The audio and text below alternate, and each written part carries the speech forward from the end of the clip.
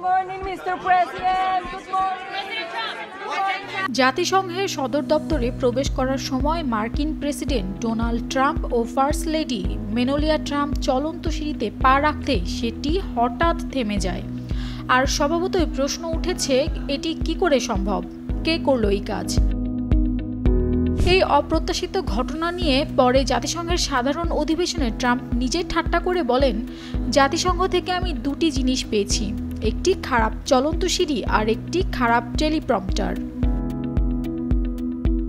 জাতিসংঘের মুখপাত্র Stephen Dujarric জানিয়েছেন, ঘটনাটি ছিল দুর্ঘটনাজনিত। তবে জানা গেছে প্রেসিডেন্টের ভিডিওগ্রাফার উল্টো দিকে উঠে ভিডিও করতে গিয়ে সম্ভবত ভুলবশত সেফটি ফাংশন সক্রিয় করে ফেলেছিলেন।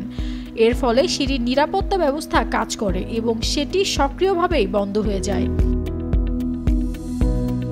তবে হোয়াইট হাউস এই ঘটনাকে গুরুত্বের সঙ্গে নিয়েছে।